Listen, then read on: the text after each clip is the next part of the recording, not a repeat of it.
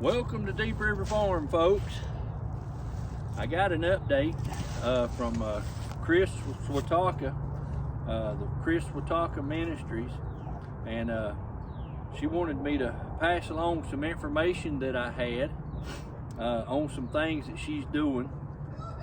And first thing she said is the monies began to dry up, and we knew that'd be the case because people that really wanted to help in the beginning have been faithfully donating all this time, but the resources is starting to get tight on people, and with all this high inflation and everything that we got, and we're hoping that's going to turn around here pretty soon. It can't happen overnight.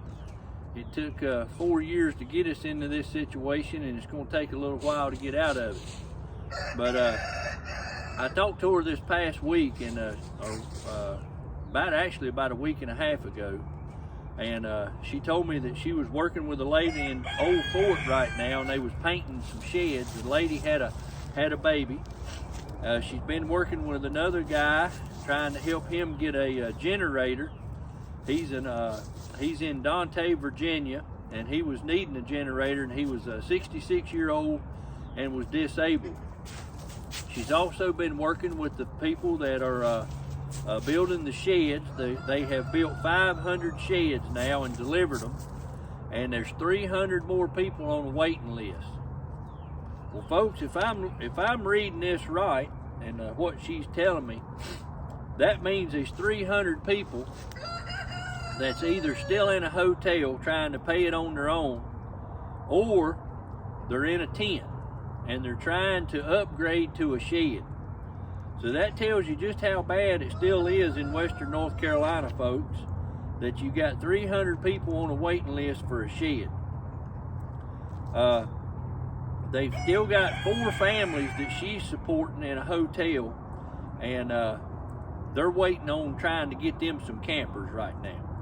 So she wanted me to stress to you folks, if you had a camper, knew somebody that had a camper that wanted to donate one, to contact her. Now I'm going to put her contact information in this video in the description below. That way you'll have it. She's also looking for a camper for a mother and a kid that she's working with. She's got another lady that's a grandmother that's currently living in a shed, and she's needing a camper. And the other part of her family and has kids, they're living with friends, sleeping on couches and moving from home to home on couches. She's got a husband and wife needing a camper. They're doing the same thing. They're couch surfing. She went out to or was going out to Franklin, Tennessee. She had someone needing to get a camper that has a 5th wheel. She was going to go look at it and see if it was going to be something she could be able to get back to Western North Carolina. She's got somebody in Shenandoah Valley looking at a camper, and if it's good, they're going to bring it down. But she was, like I said, headed to Old Fort to do some painting and to hand out some gift cards and things like that. And she was giving these cards to a mother who lost her home and needs a bigger camper to live in that would handle a family, but they don't have money for a trailer, so she's trying to help them. And she was heading to Swananoa after that to get some food and head to Kentucky. And but she said that it would be real good if she could come up and help people to donate and get about $4,000 to get a camper for some of these people that she's got in Flat Rock that's needing one as well.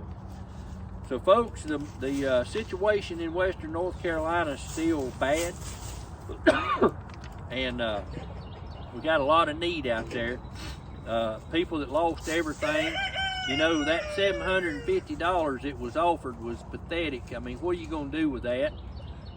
You can barely buy enough food for any length of time, and if you've lost everything and you was having to resort to a tent or something like that, you know, you spend all of that just trying to get some stuff to get a shelter over your head, let alone eating food.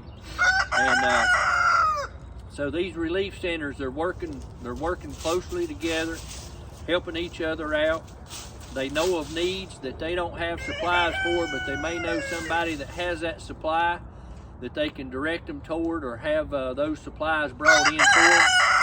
And it's still real bad. Now the infrastructure is starting to move forward, and those items are moving along. There's a lot of roadways being looked at to be redone, rebuilt. There's a lot of bridges being looked at to be rebuilt, but this is not something that can happen overnight.